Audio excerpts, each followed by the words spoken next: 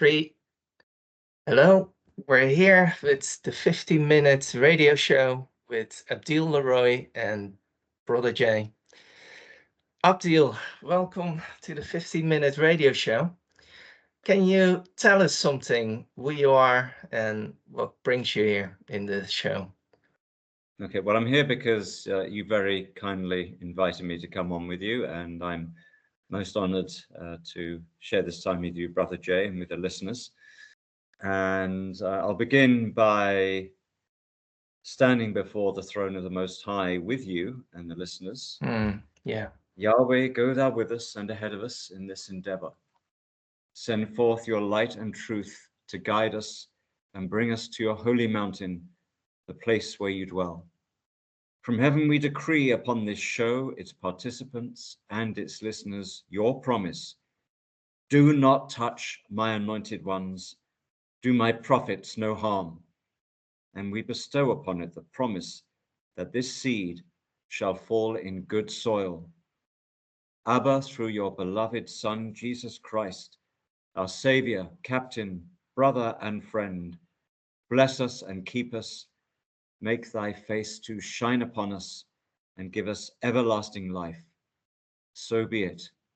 Agreed. And alleluia. Hallelujah.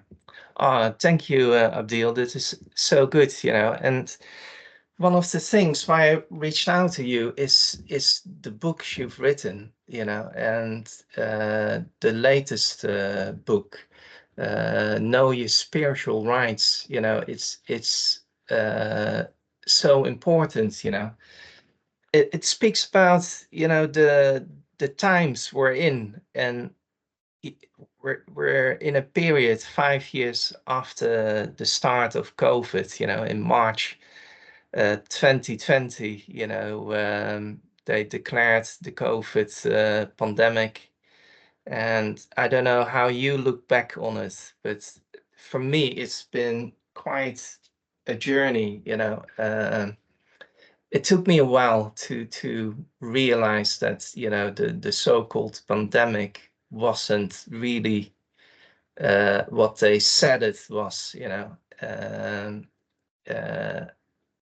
was like December 2021 that I kind of realized, wait a minute, the COVID injections, they're not safe and effective.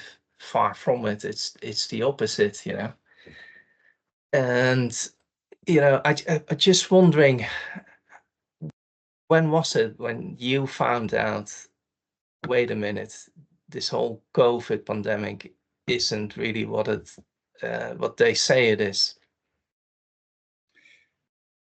Okay, well, to answer your question before this one, I am first and foremost a man of God, a disciple of Jesus Christ. I am an author, poet, actor, narrator, dancer, all-round creative genius. Wow.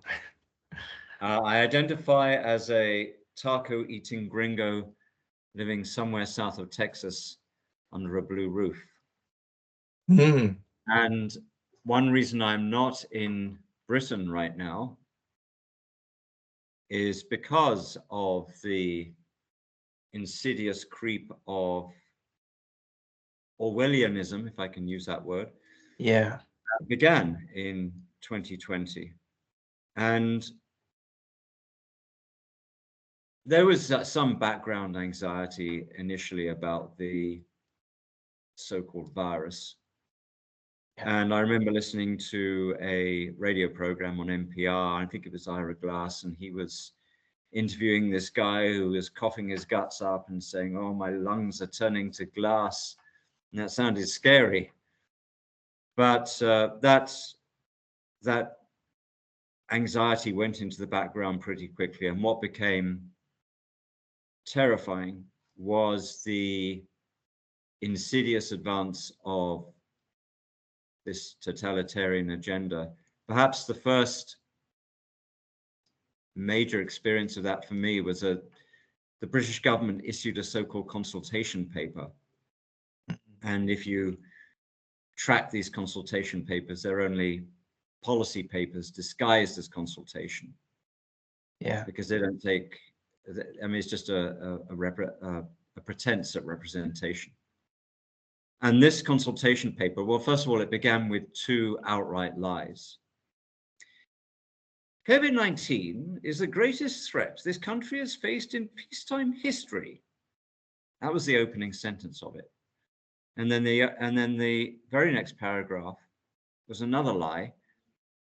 Vaccines will be the best way to deal with the pandemic. And then on this whole pretext of emergency and rush and haste, they were going to indemnify, they're going to give legal immunity to everyone in the vaccine supply chain. Yeah. And one of the most alarming aspects of that consultation paper was they said that they were going to get the British military to do distribution of these things. So it had conjured these terrifying ideas of people being injected with these, what they called vaccines, by force at gunpoint. Yes. So that was the first thing. And then just a whole set of other revelations since then. Yeah. I attended a seminar, I guess it was a couple of years ago, where everyone who spoke got asked this question: when did you wake up? Yes. So you hear that phrase about waking up.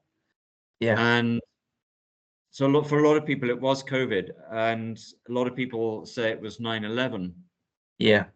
For me, it began in, I think it was 1982.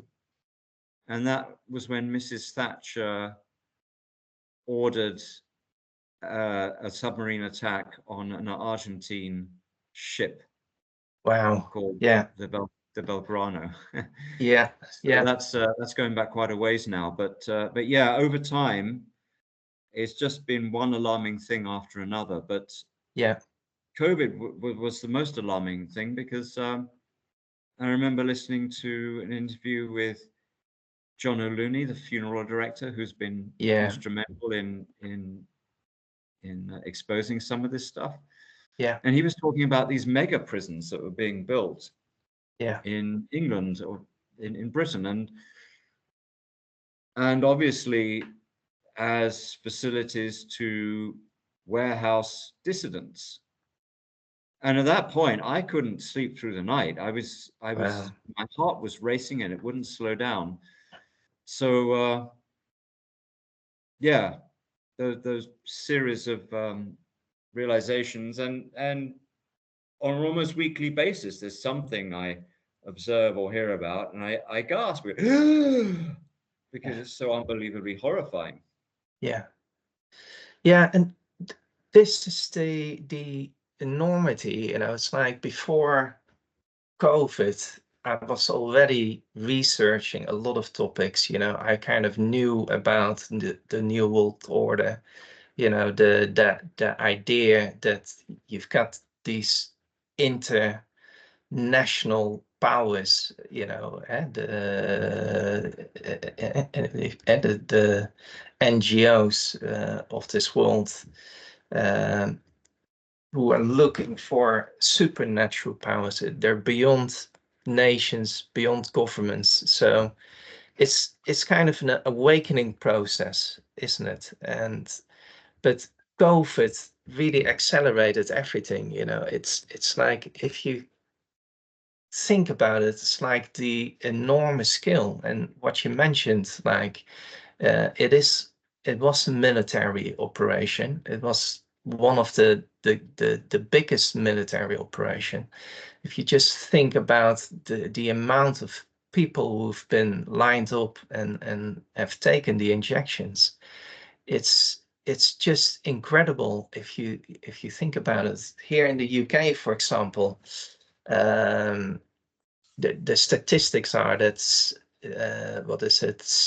75% has taken at least 1 or 2 injections, and that's a massive amount. And I think the realization for me, it's like, for a lot of people, COVID has become like an event like 9/11, but then on a worldly massive scale, like a mass trauma event. And whether you've taken the injections or not, it's been a massive event in terms of it has changed our lives, everyone.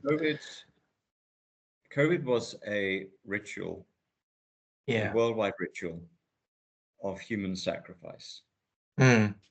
Sacrifice, not just of outright murder through the hospital protocols, what they were doing in nursing homes, and through the injections themselves, but of torture too. Yeah. And they injected this technology called mRNA Yeah. into people's bodies. And according to their own analysis of it, it gets cells of the body to produce some foreign object, such as spike protein. Now, if you consider, for instance, World War II, when the Allies and the Germans were fighting in the arenas, in the field, in Europe, well, that wasn't the only place. The Allies also attacked the armaments factories. Of course you would. Yeah. Yeah. You would attack the infrastructure. So similarly with the body, the immune system is not just going to attack the foreign pathogen, it's also going to attack what's producing it, and that's the cell's own body. So this is Yeah. guaranteed autoimmunity. Yeah. Now, I studied the Pfizer papers. So these were hundreds of thousands of pages that were Yeah. released from the Yeah. FDA, Yeah. Pfizer's biological product file, Yeah. when it applied for licensing. And probably the best known one was released in November 2021, and the title begins Cumulative Analysis, and it's numbered 5.3.6. Yeah. And at the end of that, you've got 1,294 adverse events of special interest, Yes. which includes dozens of autoimmune conditions where the immune system is attacking the body. And that includes autoimmunity against sperm. Yeah. So there we have another vector of this attack, not just attacking the population that's alive now, but also attacking the reproductive capacity Yes. of mankind. And that's very scary, isn't it? Because and probably most listeners who know you, they know about the Bilderberg group and the yearly meeting. And last meeting, one of the important topics they discussed was depopulation. So they're very overt about it now. It's like, if you look at from this lens, the whole COVID operation, it's as you mentioned, it's a mesh ritual program. It's a live genocide, you could almost say it. And it's also designed, and there's this Dutch court case in the Netherlands with attorney Peter Stassen, and one of the witnesses, he mentioned the COVID injections are biological weapons, and that's kind of the best way of looking at these injections. They're designed to kill people, and it can be by stealth, because if you get all kinds of autoimmune diseases, then you could die from any illness in a way. And you've seen the rise of the heart attacks, the myocarditis, but it's basically attacking the body.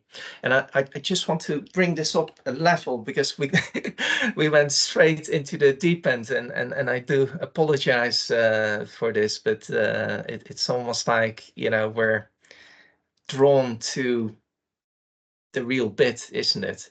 But Well, let's go. if you, Let's go with the yeah, spirit leads, because yeah, oh, you know, we're talking about murder, we're talking about genocide, and yeah, that is the satanic, or as part of the satanic playbook. Jesus told us Satan is a murderer from the beginning, and as I yes, said, he's also a torturer.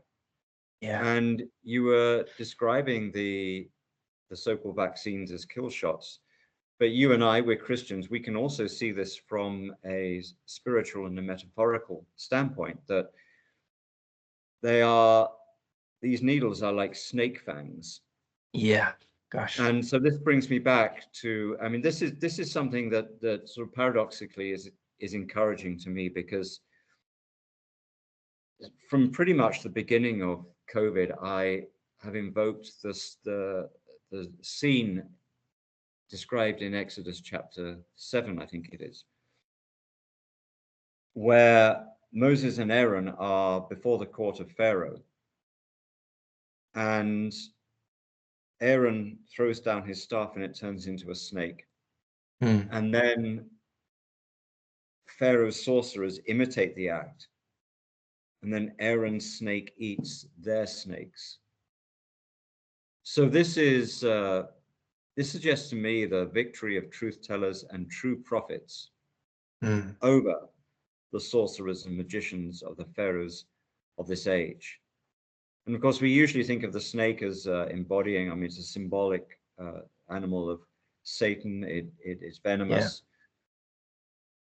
But we are in some ways called to emulate some qualities of the snake, to be wise as serpents.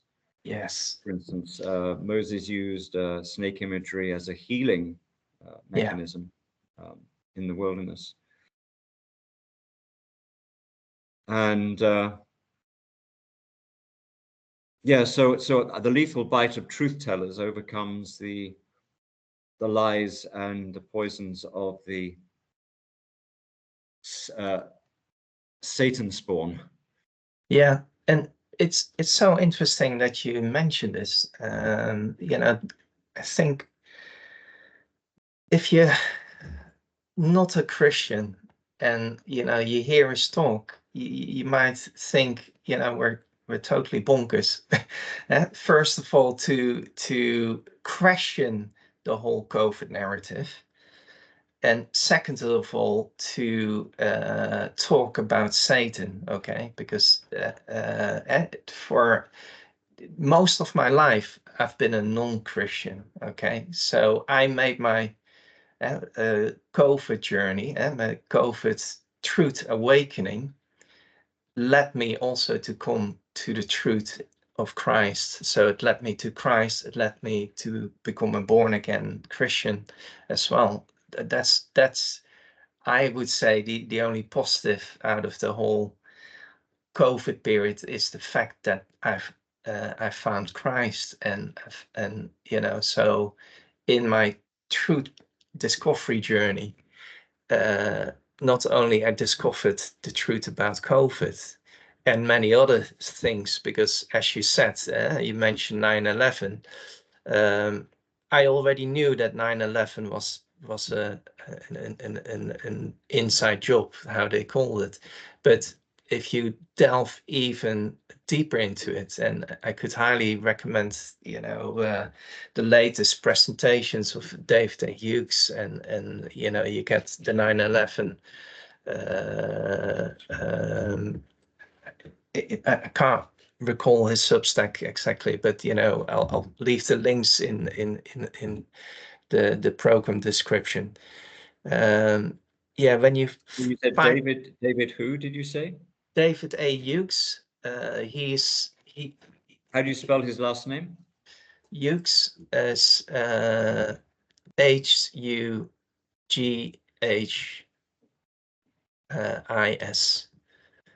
ES Yeah, maybe. yeah, David A. ES. Hughes. Yeah, David A. Hughes. Okay, he has a yeah. Substack about 9/11. Okay. Yeah. Yeah. So, and this is the interesting thing, you know, there are so many researchers and truth tellers, you know, about COVID and other subjects. But if I just focus on COVID, we've been highly censored, okay, because it's yet this whole fact-checking propaganda machine. A lot of people who were on Facebook or on X or on Twitter, they've been shadow banned, on YouTube shadow banned. And you know, I know, for example, you know, you were on what was it, on TikTok, and you had loads of followers, and you know, you kind of were suddenly shadow banned as well, isn't it? So Yeah, I was. I mean, there was a time when I was regularly getting tens of thousands of views on one video, sometimes hundreds of thousands of views, yeah, and then pretty quickly it shrank down to just several hundred views per video. yes, yeah, So it was blatantly obvious what was going yeah, on. yeah. And yeah, when you look back they already had the whole algorithm power, and what they now pushing, the AI, that technology was already available for them. So this whole worldwide program around COVID and the mass indoctrination, every government, every nation had the same playbook. It was all in lockstep how they rolled out the whole COVID program, the scaremongering, like you know, this is this terrible virus killing people, and you know, people having the virus and dying.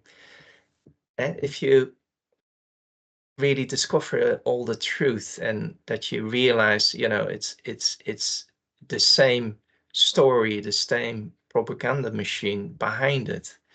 And what they systematically did is taking out all the resistance, so to say.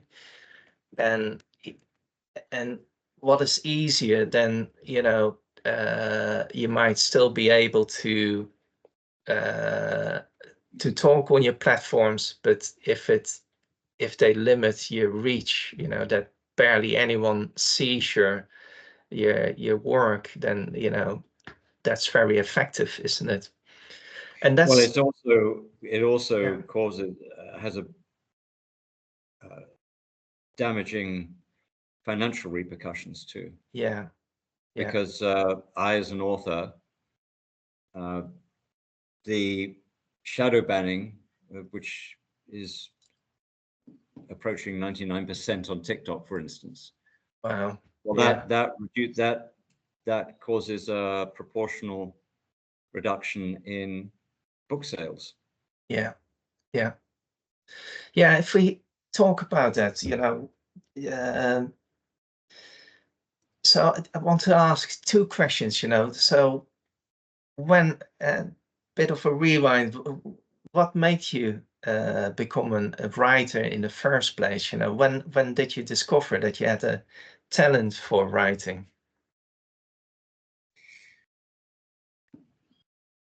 It's what I was put here to do. And I remember a time in my 20s, I think, and I was just kind of staring out of the window and musing. And then in my mind's ear, I heard the phrase "man of letters," Hmm. and it struck me. My heart responded to that, to say, "Oh yes, that's what I'm here to do. I'm to be a man of letters." And when I was a boy at school, and we get story assignments, the my classmates clamored to have me read my story. They insisted that I read my story out. So Yeah, I got asked to do that quite a lot. yeah, And in I guess in the last 10 years, I've been publishing books in a range of genres. There's been short fiction, non-fiction, memoir, poetry collections, epic poetry. Yeah. And the first one I published was called Obama's Dream, which is an epic poem. And that was before I realized what a Luciferian piece of shit he is. Yeah.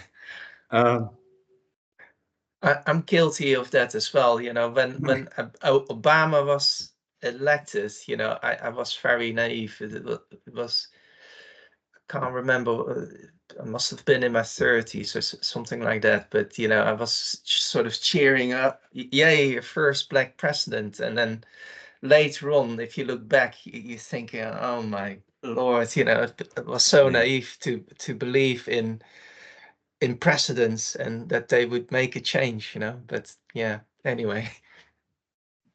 Yeah, that was his mantra when he was campaigning. I think it was 2007, was it? And it was all about change and turning the page and a new start, and just came up with all these. Yeah. Yes, you can. Yes, you can. Yeah. So he was basically thumbing through the thesaurus. Now, which that was tricky to say, through the thesaurus. And I just to make the viewers aware, I'm going through a dental process at the moment. So I had 2 front teeth removed. So it's going to be a while before the cosmetics are restored to that charming smile. Yeah. But yeah, so I've written in all these different genres, but in the last with COVID, it's mostly been non-fiction, some poetry, some short stories. Yeah. And using the non-fiction to tear down strongholds, to overthrow the pharaohs, to be inspired, especially by Moses and Elijah. So I've even written an epic poem titled Elijah. It's in 12 chapters, describing his life, his ministry, his miracles. Yeah, just to interject, so for non-Christians, Elijah is one of the major prophets, you know, and you made this beautiful quote in one of your books where, you know, you kind of refer to, you know, you need to be for the prophets and not for the kings, you know. Yeah, actually, maybe I can find that quote, because this was that the entire, so a quick précis. Yeah. So I've got a 4-book series, and it started with Know Your Medical Rights. Yeah. And Know Your Lawful Rights, and Know Your Financial Rights. And those 3 books are contained in this volume, Battle Manuals of Freedom. Yeah. And then Know Your Spiritual Rights. But the entire collection begins with this quote from Tony Benn, who was a British Member of Parliament. And I transcribed this from an interview he gave in 2006. Yeah. So he says, I was brought up by my mother on the Bible. Then she told me something that I've never forgotten. She said the stories in the Bible are stories about the conflict between the kings who have power and the prophets who preach righteousness. And she taught me to support the prophets and not the kings. Yeah.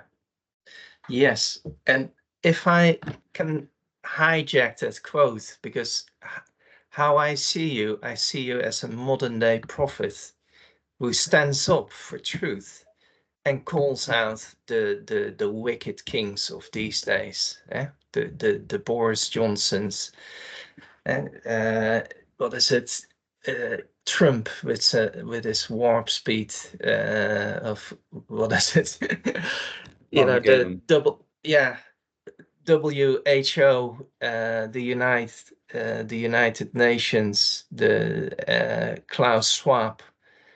We can name a whole list, but they're all wicked men in high places, isn't it?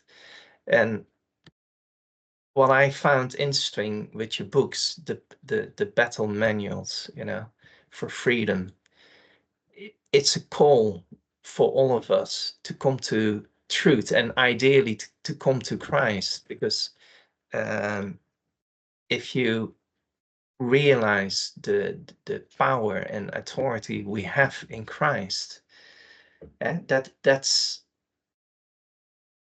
and knowing the truth about COVID is one thing, but doing something spiritual about it is another thing, isn't it? Maybe you can explain this a bit better to us.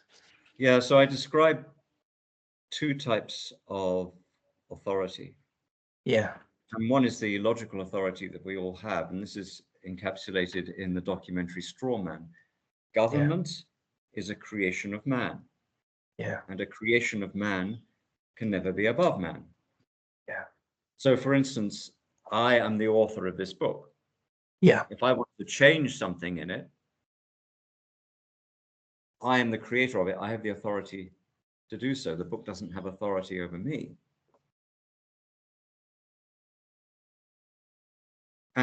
But in addition to that logical authority, we have the spiritual authority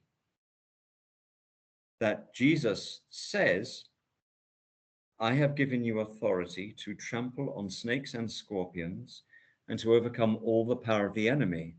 yeah, So we need to take him at his word and to exercise that authority over the principalities and powers.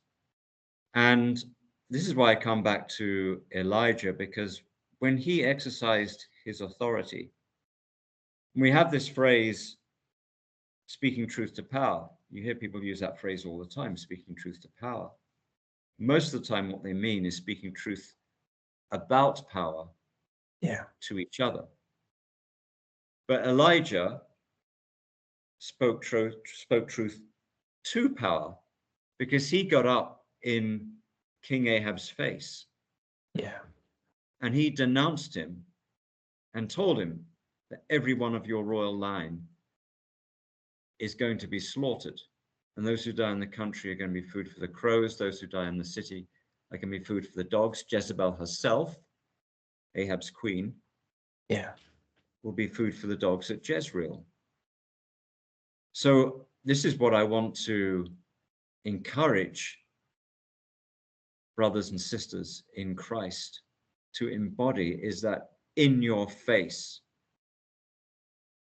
authority that is exemplified by Elijah and Moses before him. yeah. Wow.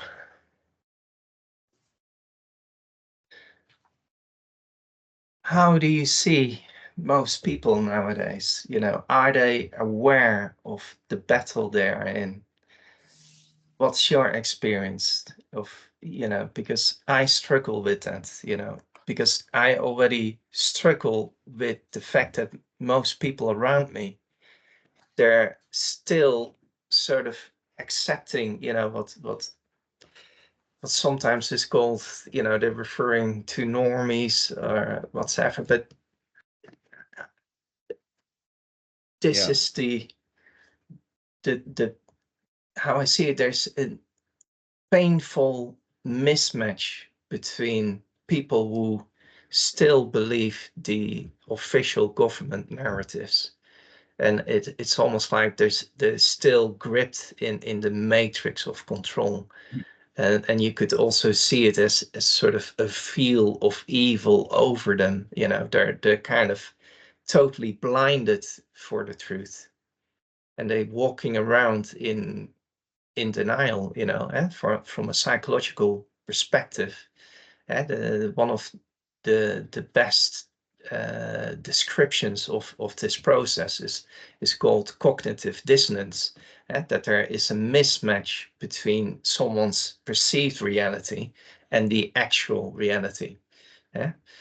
And yeah. I mean, it's not just it's not just people who fall for the official narratives. It's people who fall for the manufactured and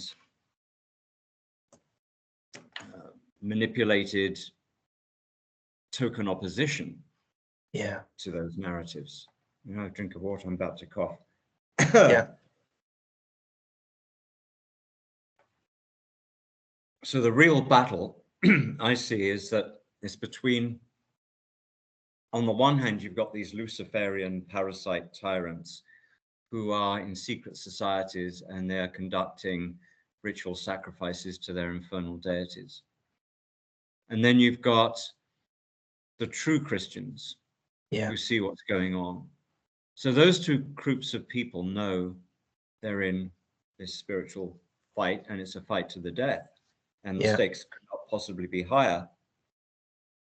But then you've got all the others in between. So there's atheists, lukewarm Christians, putative Christians, Judeo-Christians, Freemason initiates, people who think the political system is real, people who fall for the Psyops and think, for instance, the Charlie Kirk assassination was real, or the attempted assassination on Trump was real. You've got people who didn't take the people who did take the medical poisons, but then you've also got people who didn't take the medical poisons, but then go on social media and publicly rejoice that they're so-called purebloods, because they don't get it. They don't realize that actually this is about medical confidentiality. That's the core. That's the core right here. You've got people who continue to store their currency in bank accounts, paper assets, magatards, and almost everyone who insists on calling legislation law, which is a lie. So you've got this vast swathe of people who are in the middle of all this. But the true opponents are the ones who are really contending, and the rest are, well, there's a quote from Shakespeare: "'Tis dangerous when the baser nature comes between the pass and fell insensate points of mighty opposites."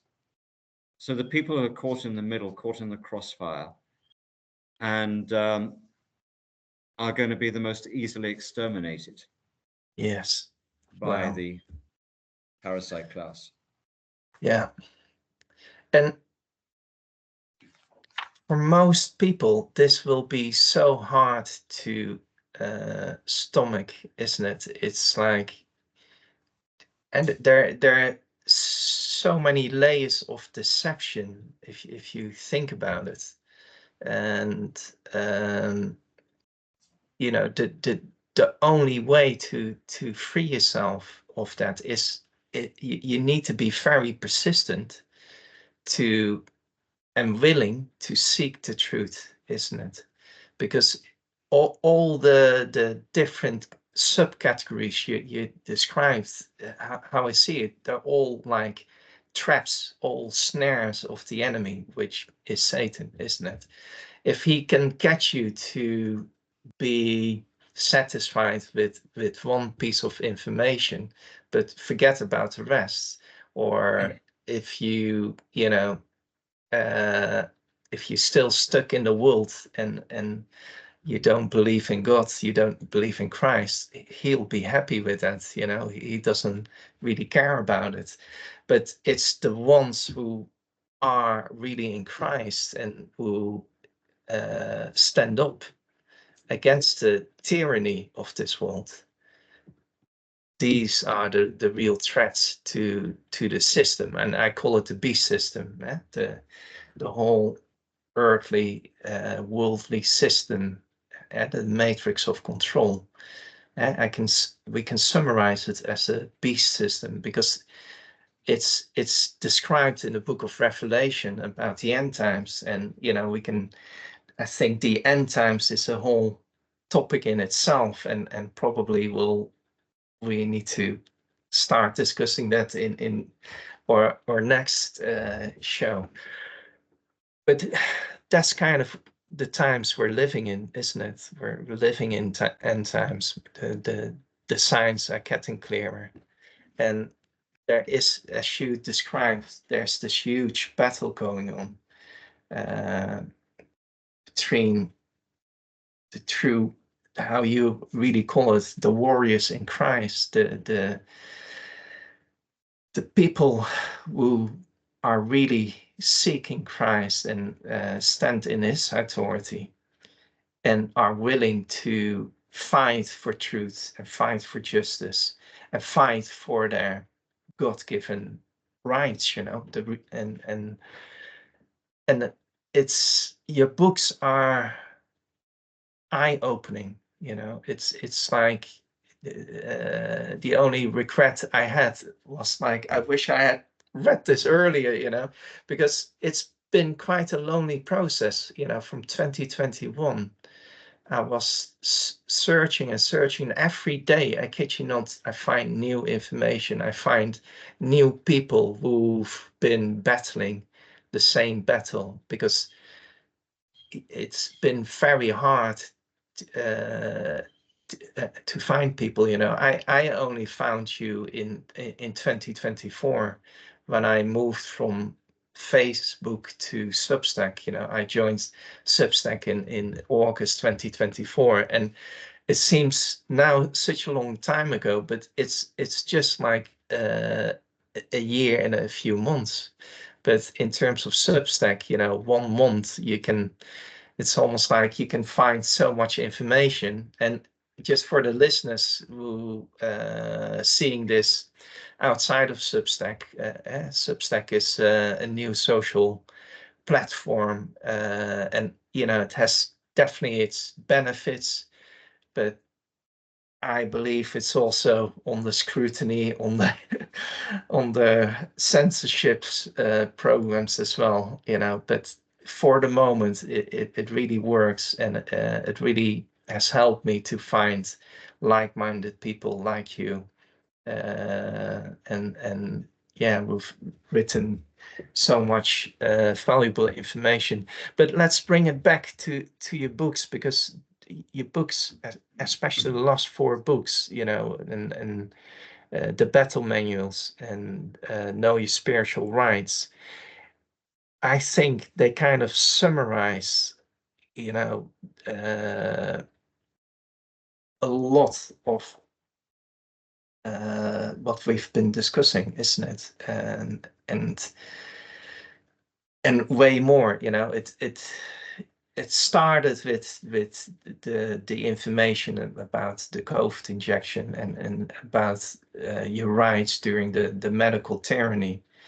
And I think your aim, but correct me if I'm wrong, is to wake people up and to bring them to the truth of how the order really is, you know, and also to make them aware, for example, know your lawful rights, that the whole legal system in a way is flawed from the beginning, you know. And yeah, Yeah, I talked and about COVID being a satanic yeah, ritual. Well, that's what court is. It's theater, yeah, satanic theater, in which the so-called lawyers are actors, the so-called judge is the director.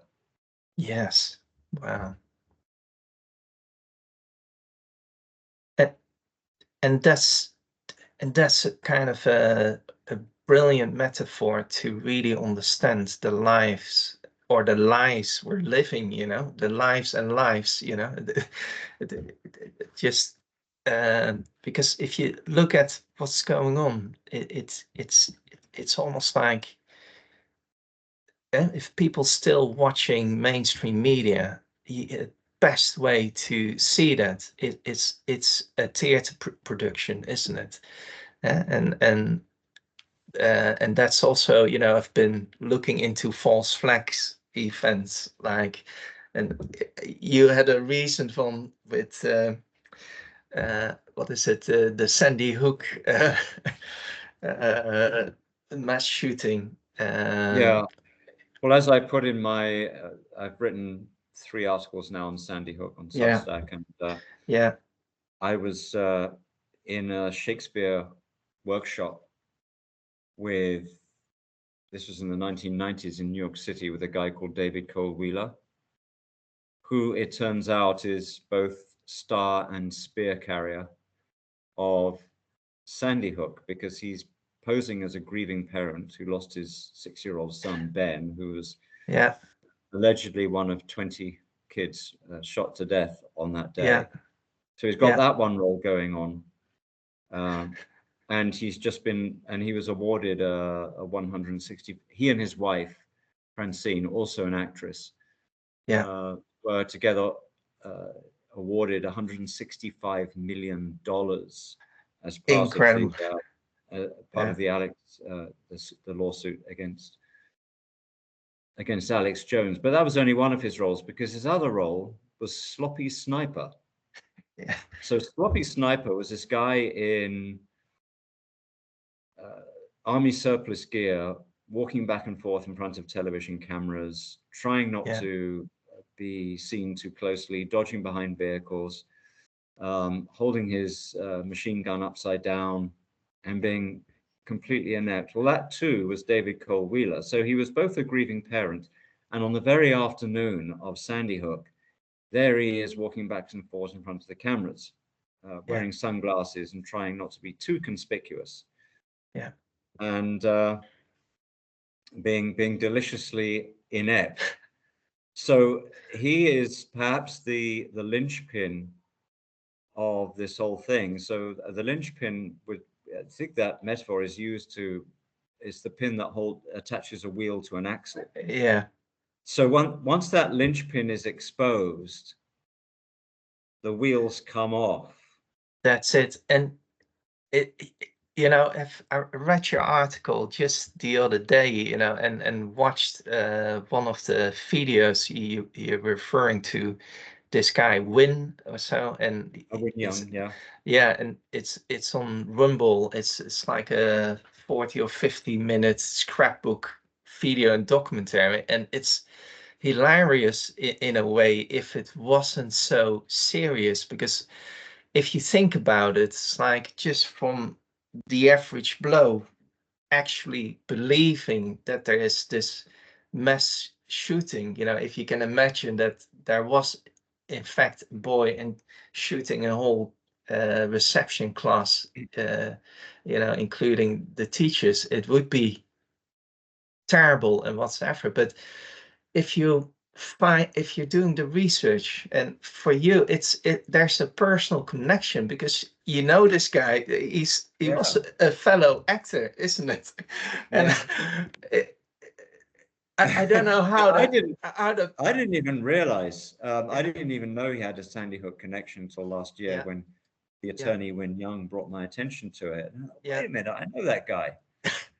And it's been part of this whole sort of realization about this entire crisis acting industry. It's a huge industry. Yes. And there was another one that I exposed, Kayla McDonald, who was so she's in this video that Intermountain Healthcare is doing, and all the patients. So she's a registered nurse, she says, and all these patients are coming in, and there are 99% of them are on vax, and it just hurts my heart to see this happening, and then that sounds really phony, and then Kayla McDonald, and she's got quite distinctive coloring because she's got this bright red hair, she's got gray eyes, passing on the left. So I thought, let me just check and see if there's an actress called Kayla McDonald. Boom, redhead actress, passing on the same side, gray eyes. It's the same woman. So she's got this sort of third-rate acting career, and she does it moonlighting on the side as a crisis actor. And the same thing. I mean, because I've got this background as an actor, I can sniff out some of this stuff that's going on. The same thing with Trump and this whole Butler, Pennsylvania business. Now, when I played Oberon once, and we had this scene where Puck, so Puck is under Oberon's command. Puck's a fairy. Well, Puck fucks up. He puts the love juice on the wrong eyes, right? So I, as Oberon, grabbed him by the ear and dragged him across the stage.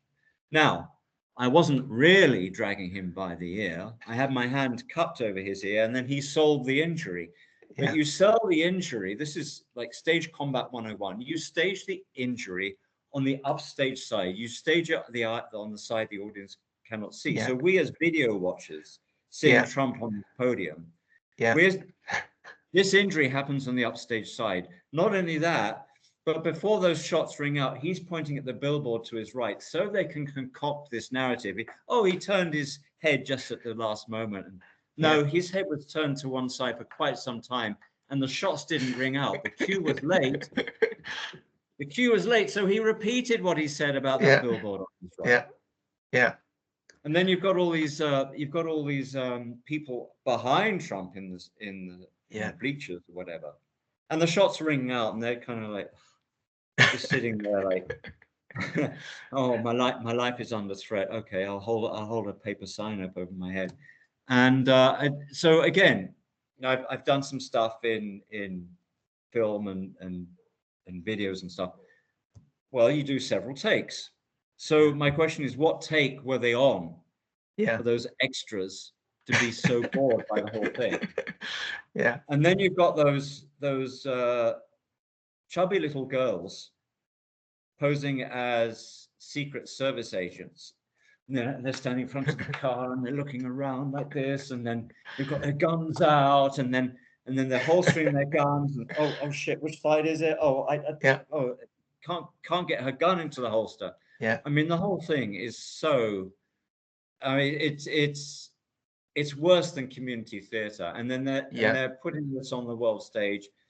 Same kind of bullshit with the Charlie Kirk stuff. Yeah. And but what's amazing to me and to you is that so many people are falling for it, including so-called Christians. And that's part of the deception too. I mean, I liken Trump to Richard III. So this is Shakespeare's play Richard III. And Richard III is murdering his way to the throne of England. He's killing all his relatives. He's killing all the claimants to the throne, right? So he can be next in line to the throne. But he just needs that little push. So he's got his henchman, Buckingham. And Buckingham says, okay, I'm going to come with a delegation to your chambers. Now, make sure that when I come with the delegation, we're going to find you kneeling. You're going to be on your knees in prayer and have a prayer book in your hand. And tell you what, why don't you have a couple of clerics, a couple of clergymen standing each side of you, just to really sell the illusion that you're a pious man, and we really have to persuade you to be king, because you really don't want to be king, but please be our king, Richard. Right? So all this is scripted and arranged in advance. Yeah. And so they sell this illusion, and people fall for it. They buy it. And so Trump, they've got Trump sitting at this desk, and all these people laying hands on him like they're invoking the Holy Spirit to come and inspire this man. And then he gets up and says, oh, I have blood all over my hand and everything.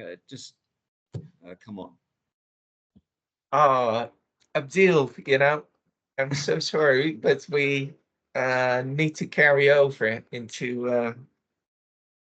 Yeah, I knew this would happen. I knew we'd go over time, but that's it's fine. It's fascinating. You can edit it later if you want to get this down to. Just one sec. Minutes, so I've not stopped the recording, but I will do it in a sec. So, but hold this thought.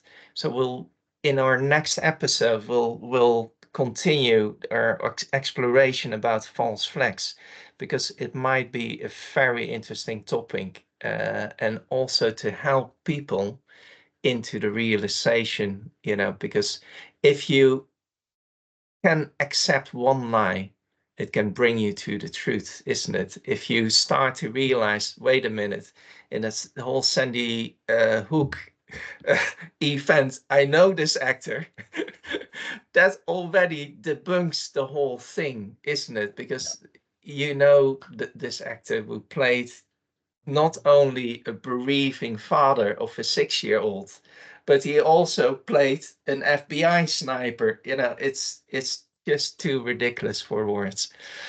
Abdiel, thank you so much for our first show together, and I look forward to our next one. Is there any closing thoughts you want to give to the listeners at the moment?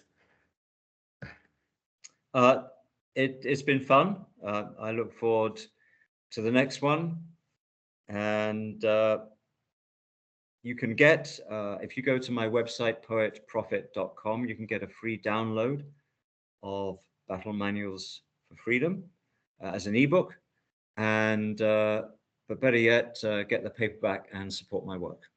Yes, support his work, and we will all put all the relevant links of Abdiel in the descriptions of her post. Thank you so much, listeners, and we hope to see you soon in the next 15-minute radio show. Thanks for listening. 50-minute pushing on an hour 20 or whatever it turns out to be. That's it. Okay, take care, guys. God bless. Bye-bye.